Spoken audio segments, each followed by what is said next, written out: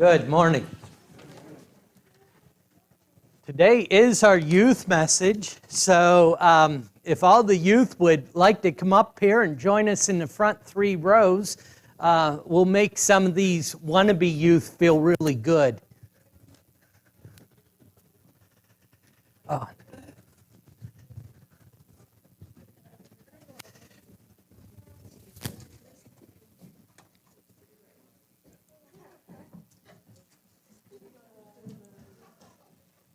Uh-oh.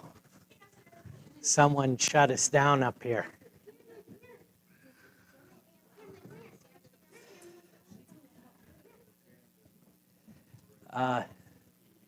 Would you do this, Russ, since that way I'll not lose everyone? Ooh, you all love each other so much, or are you that afraid of Terry? I mean, you are squeezed in there on top of each other. We expect these kids to just learn, and these are our note takers. Sharon's not with us, but she called yesterday and said she called Corey and made sure we stocked her prize box for all of our note takers. But I was telling her yesterday, I get up here and I look back, and these are our note takers. We have way more youth taking notes than we have adults taking notes. So we kind of expect them. Typically, I talk to adults, and we expect them to learn on the fringe. So I think it's great every once in a while to do the opposite. We're supposed to do it every second Sunday of the even month, but I lost count, so that's why we're a little bit off. But it's great for the adults to have to just kind of learn on the fringe of you guys today, right? Is that good? You guys are the ones that count? Yeah, you don't know what that means? Well, you'll figure it out as we go. All right. Thank you, Russ. I appreciate you getting that up there. The lesson today is press play, right? And in a moment, I guess before I press this, I want to say, we have day camp coming up in just a few short months. There's a group of us, we've been working and getting ready for it. How many of you are excited for day camp this year? Yeah, all the ones who were there last year and then some who are expectant. Our topic this year is plug in, power up, and press play. And we're going to have Willie Franklin with us all week long. So you think we'll have a good time? Think we'll learn something? Yeah, I'm looking forward to it.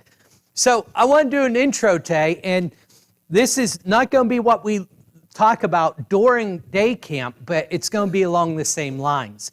It's press play. How many of you play video games?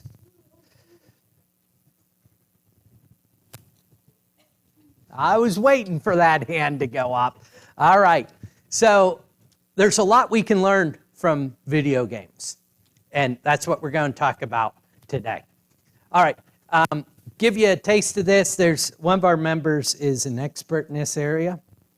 And I'm going to give you an intro to one of his videos here. Does anyone know who this guy is? Not too many know yet.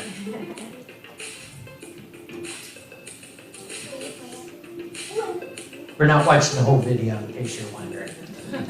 We've got 45 seconds planned here.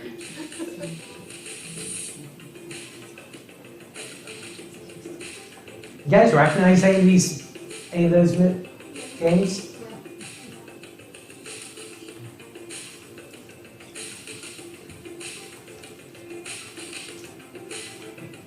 What's up again, YouTube? Retro Russ here, and I'm going to... You guys recognize that guy? That is our in-house video game expert. That's your dad? That's Retro Russ. All right. You're using a different platform now, right, Russ? Yeah. Did he say no, that's Dad? Oh, where I paused it. Okay.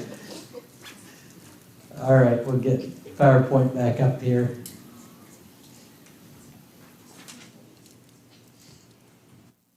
Whoops.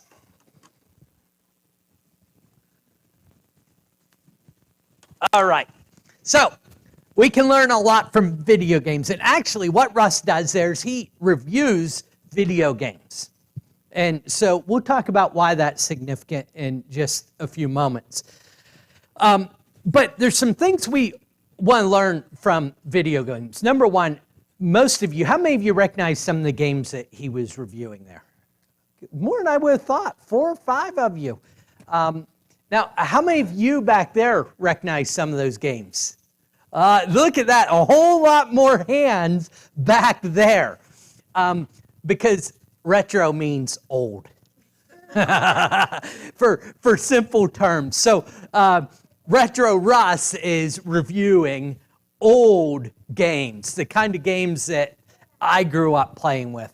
And the thing is that games today have got so much more addictive than what they were at that time. And the reason is that video makers, and it started in arcades. Y'all know what arcades are, right? So here's the secret for arcades. If you put a quarter in, you get to play a certain amount of time, but there is a problem if you're trying to make money off the number of quarters they're put in there, Tanner. That is, you don't want someone to get bored and move on to the next game. You want them to keep dropping quarters in your game. And so, like anything else, profit drove some ideas to change the video game process. And what we have in all of our games, and I want you guys to think about this when you play video games and even now, is there's incremental level ups and rewards. In other words, I'll bet you when you're playing video games, whether it's Minecraft or Y2K, did I get that right? 2K basketball games, right?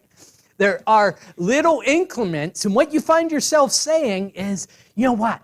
I'm just going to play until this next level. Does Russ ever say that, Stephanie? Yeah. Used to. And then you say, I'm just going to play for the next level. And the chemistry behind that is that you just get these little acknowledgments for having accomplished something. And when you get those acknowledgments, your brain releases a chemical called dopamine. And who cares what it's called? What it makes you feel is, yeah, that was good. And you see, nature in the design of God has a very important role for dopamine in our bodies. And that is, it wants to reward us for actually accomplishing something. So, like when Tyler, when you clean all of your toys up really, really well, and Mom says, I am so proud of you. Did that happen last week? It did? We'll go with your word. You feel good when Mom says, oh, Tyler, I'm so proud of you, and kiss you on top of the head. You just feel all good about yourself. And your body releases dopamine, the feeling, because it's good. And then you say, I want to do something else so I can feel good. The problem with video games, and they have their place, they're okay to play with. The problem is they can trick our brains into thinking we're accomplishing something, and actually we're doing nothing. You ever had that problem? You ever had Mom say, I want you to do the dishes as soon as that game's over, and 3 hours later, Mom says, are the dishes done, Anna? No, they're not done. I know what you're doing when you get home from services. There's undone dishes, right? No? Okay. Honesty's good, too. That's a characteristic trait we'll admire. So,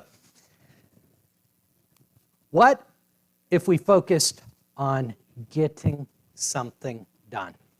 You know, this idea came from an individual that noted that over the last year, we had to kind of press pause, didn't we? We had sporting events canceled.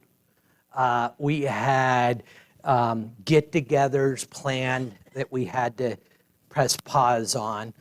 and to differing levels, we weren't even able to get with other people. Is this a tip? Oh, that's yours. I thought it was the first time I ever got a tip for. So we didn't get to do the things we were planning on doing, right? We didn't even get together in worship services. And now, in many regards, we're getting back at the things that we want to do and we're planning on doing. And it's like we're no longer pressing pause, but it's time to press play. But the question is, how do we press play?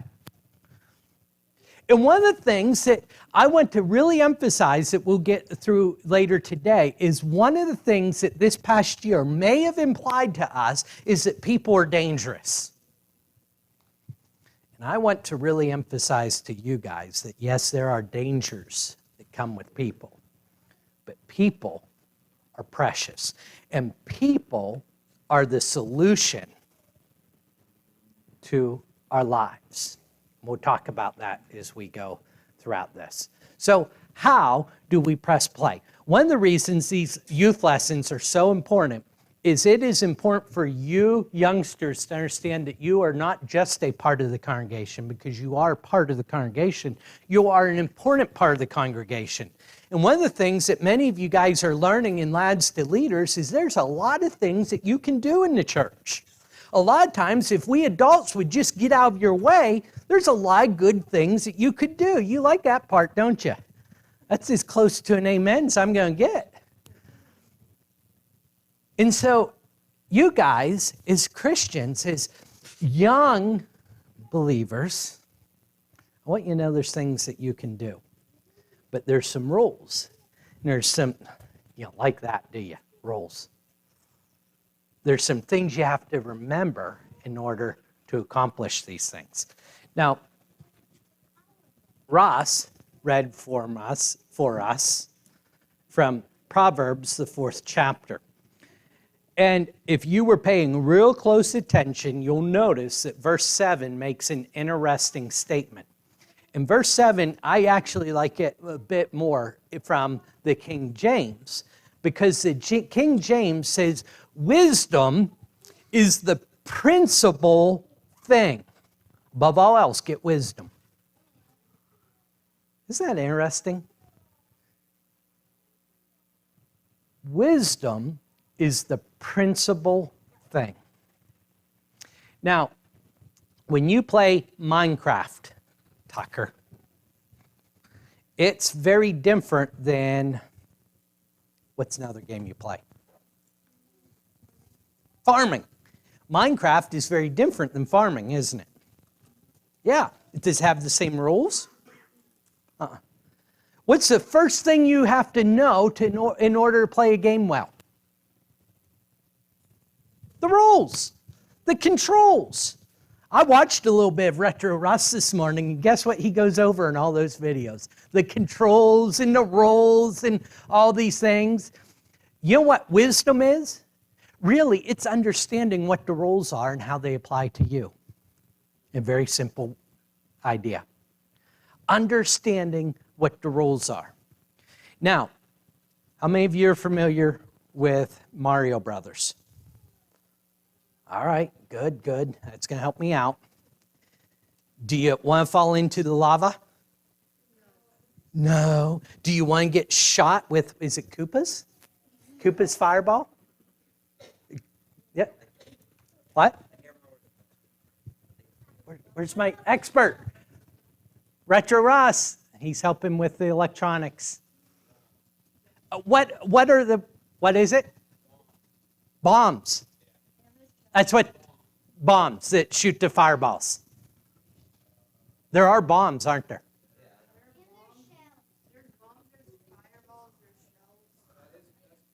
Koopa shoots the fireballs?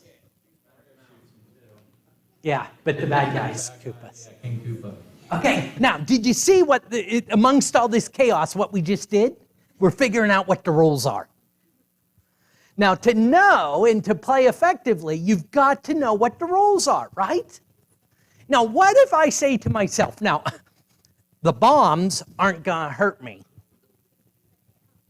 but they are. What if I say to myself, Koopa's fireballs are useless against me? What was that? And yeah, he's going to defeat me. He's going to defeat me. What was my help from back there? Not if they have the star. We've got a second expert in the area. Again, another one of those rules. If I don't want Koopa to hurt me, I've got to get one of those stars, one of those invincibility stars, right? Now, to be successful, I've got to know what the rules are. You want to know what one of the alarming things about so much of the world around us today is? That I really want to caution you guys about, because it's already a temptation for you guys. One of the alarming things about the world today is it says it doesn't matter what the rules are or what reality is. I can just believe something and make it true. If I believe it, that's the way it is. Well, in a video game, that's kind of ridiculous, isn't it? Yeah. You see, in Proverbs 4:7, Solomon says, get wisdom, for it's the principal thing. It's the kind of the same thing as saying, understand the rules, understand the do's and don'ts of the game if you really want to win. Now, it's not just kids that are tempted with this, because we're tempted with it. Dad says, hey, you can't go out late at night. You can't do this. Mom says, you need to do this, right? And you say, they're just being mean. I like the way you're thinking. I'm just fine doing this anyhow. What are we doing? We're making our own rules, aren't they? That will be fine. We'll have all kinds of friends to say, you know what, man? It's all right. This won't be bad at all. No one will ever know. You heard that yet? Don't tell on your brothers. Right?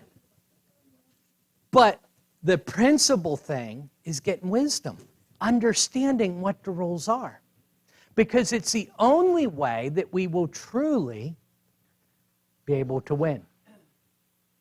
So sometimes there's rules that we don't like.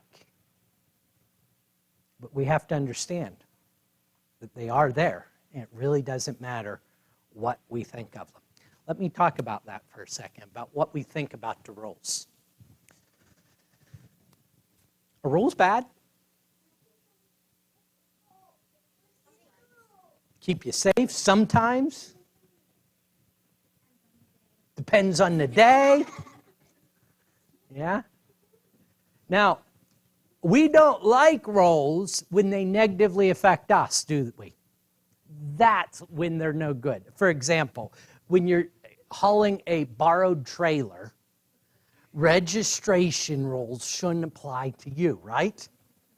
Particularly in the town Brookville. But when that guy goes speeding through town, the rules should apply to him. I'm pointing to someone I don't know anything particular. It was a random point just for the record. Now, there's a positive side about rules, though. Without rules, the games wouldn't have any meanings, would they? Imagine how boring Mario Brothers would be if you just pressed the right arrow. You just ran through all the lava, you just ran through all of Koopa's fireballs, and nothing had an effect on you. Would that be a fun game? No, not at all. You see, the rules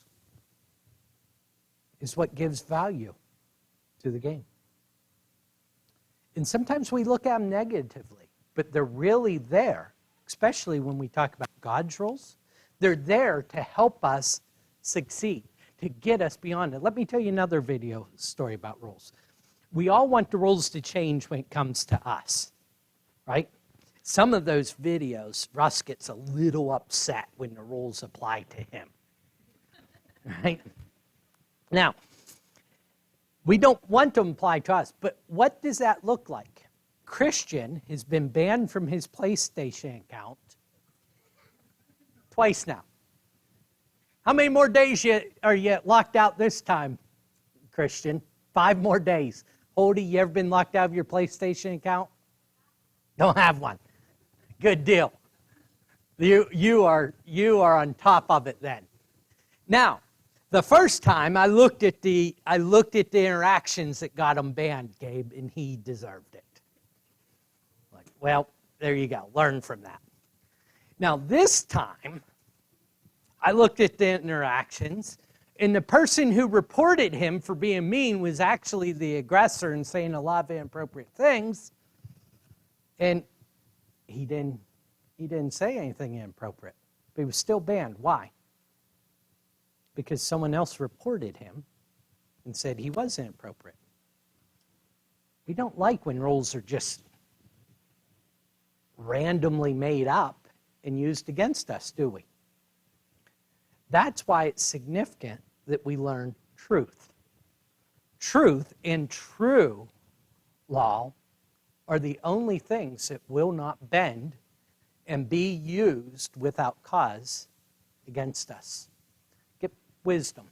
It's the principal thing. Now, I'm going to read verse 13 to summarize that, because Russ stopped before that. For those of you that have the little brown Bibles, it's page 678. Says, I just fibbed, 677. Keep hold of instruction, do not let go. Guard her, for she is your life. That's how important wisdom is. Now, how do we win the real game? Now, Mario Brothers. How do you win Mario Brothers? Lost it? Okay, let's go back to the resident expert, not Retro Ross, but Pace. How do you win Mario Brothers? I believe you got to beat Cuba. Got to beat Koopa. And your goal is? Save the princess. Save the princess. And look back there. Pace knows how to play the game, right? No. Save the princess, right?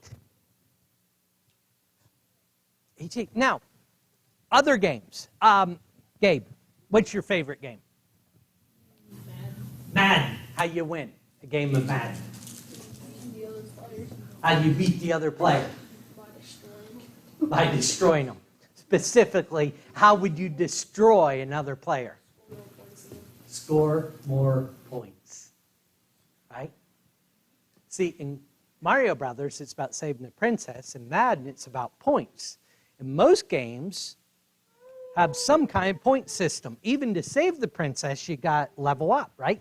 Go more and more levels, get more and more points. Now, what kind of points are there in real life? How do you know if you win in life? You go to heaven? That's the princess. How do you win the princess? Good answer, by the way. Your hand's been up for so long. Are you at the same point where I'm talking about? How do you win real life, or were you on a question from a while back?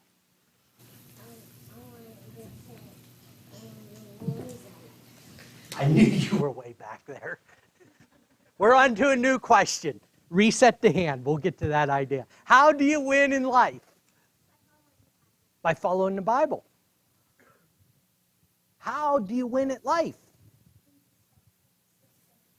By being successful. How are you successful? Good answer.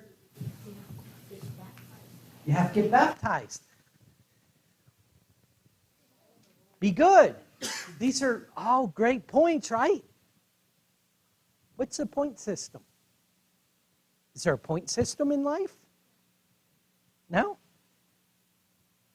There's all kinds of points. See, this is an important question, isn't it? Let's do an experiment I didn't think about. Let's turn around here, because I really put you guys on the... Let's get some of their ideas. How do you win at life? What's the point system? I'll come back to you, Ella, in just a second. Work hard. Follow the rules. Follow the rules. These are all elements, aren't they? What's your idea, Ella?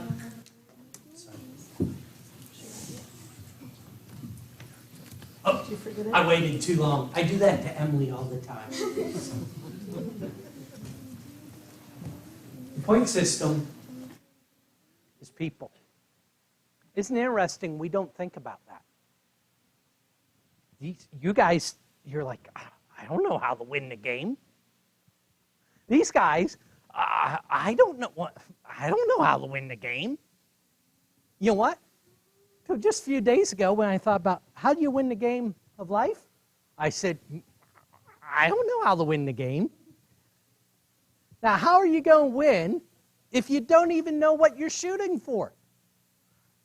Right? And there's all kind of elements we talk about, and there's all kind of ideas in the world talks about. Who has the most money, who has the most status, who has the most power, who has the most education, right? Chase after all these things, and at the end of life, we're all scratching our head, saying, was it worth it? I want to suggest that people are the point system. You know what Jesus said about the law of God? It really had 2 points. Love the Lord your God. And then I think he got even more specific, because how do we do that? He gives a second point. What is it? You know? Love your neighbor. You see, in a physical sense, I don't ever see God, do I? I can see Anna. I can see Allie and Emma, Daylin, Tucker and Tyler and Evie and Casey and Anna and Jake and Gabe, Jace, Tanner and Ella, and Cece, and even Kennedy, who when I started to sing got up and moved away from me.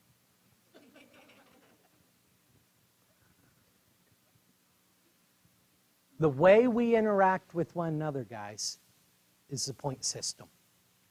I want to leave you, I've got one more point after this, but I want to look at a couple verses about people. Do you gather up people? Because that's where we started, right? People aren't the threat.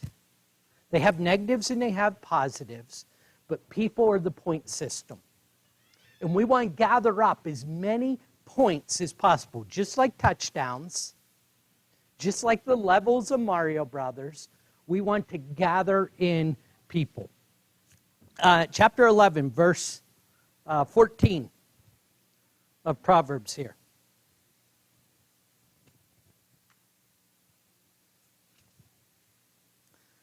Says, where there's no guidance, a people falls. But the abundance of counselors, there is safety. Abundance of what? Counselors. There's safety. You know what counselors are? People give you good advice. Is Dad a good counselor? Yeah. Yeah. Uncle Mike a good counselor? Oh, I was nervous asking you that. What's a counselor? A counselor is someone that gives you good advice. How's Lance do? Depends on the day, right? You know what, guys? We go through life, and even in school right now, you'll make friends and you'll alienate people, and the world tells us don't worry about who you dislike, who you alienate, who you're not friends with. But every one of the people that we are around, A, they have value in and of themselves, and B, they have something to give you. They have a piece of the puzzle to help you through the next stage. Russ, you remember that magazine when you were in junior high that would come out? What was it called? Power? Nintendo Power. Nintendo Power. Ryan had a whole stack of those. What did they do for you, Russ? They helped you play better at games. Yeah, they gave you all the secrets, even some of the codes, right? To get past all those things. What are they? They're pieces of advice. People are those. Some of them are cheats. Yeah. They get through without where the rules don't apply. Well, guess what? You're going to need some of those in life. I know we're talking about cheating in a bad way, but we're talking about being in a difficult situation and you need someone to help you through it. We're going to need them. Where are those answers going to come from? They're going to come from people. All right, what other kind of people? 11 and 17 talks about being kind to people. Be kind to everyone.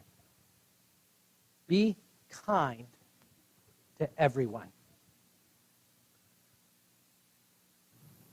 Some people in school easier to poke fun at than others. It's because you're not in school. And you're a good person, right? Yeah. No, we shouldn't do that, right? We don't do that. We're kind to people. Why? Because being kind to someone doesn't say anything about them. Me being kind to Cece doesn't necessarily say she's a good person. She is. But me being kind to her doesn't say she is. It says I'm a good person. Her being kind to other people is what says she's a good person. Don't we all appreciate people being kind to us? Yeah. That's how that's accomplished. 17:5 talks about those who mock others, who pick on the poor. You know who that verse says we're actually picking on? God. When we pick on someone, Chris isn't here for his crooked nose. We pick on someone for a crooked nose. 17:5 says we're actually slapping God, picking on God. Why? He's the one that made them. Or in the case of some crooked noses, wrestling. Right? But think about that. Everyone else we see, God made Anna. God made Tanner. God made Ella. He's the one who's responsible for that person. 18:24 says there's a friend that's closer than a brother, or in your two's case, and yours, sister. Right? There's people who are going to help us in life, who are going to be there for us. These are just a couple of the examples. I want to encourage you, think of people as the point system. The more people you can be kind to, the more people you can be friends with, the more people that you can possibly impact, or the more points in life. And let me leave you with the absolute best button on all of the game systems. I haven't asked Ross or Pace this. Those are my two big contributors here. Let me ask you guys first. If you can't get, we'll ask them for help. What is the best button on all game systems? A. Good guess. X. The power button. One just a little bit better. The control, the joysticks. Is that what you mean? Play button. Ella. What did you just say? Say start. Start. Okay. Go. The space button. Space button. Jump. Makes you jump. These are all good buttons. We still haven't got to the best one. And part of that for you guys is it comes by different names now. Ross or Pace, what's the best button on all of them? Any ideas, Pace? The pause button Pause button? Start button? or reset. Play again.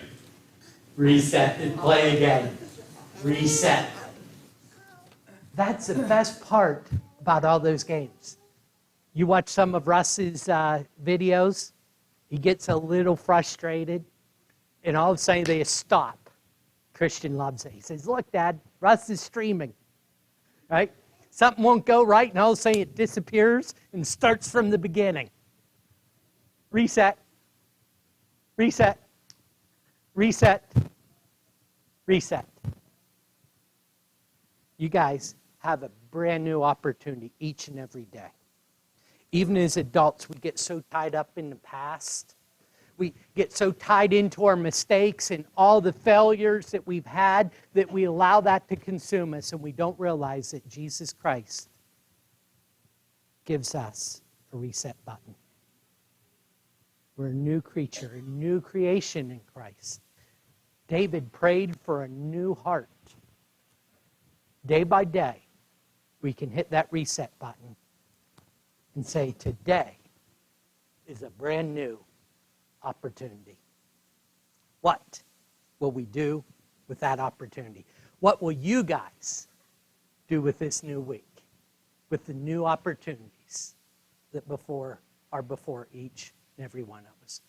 If you need spiritual assistance in any way, we're about ready to sing a song of encouragement, and that's an opportunity to make your needs known, that we can pray for you or help you take whatever spiritual steps you need to take.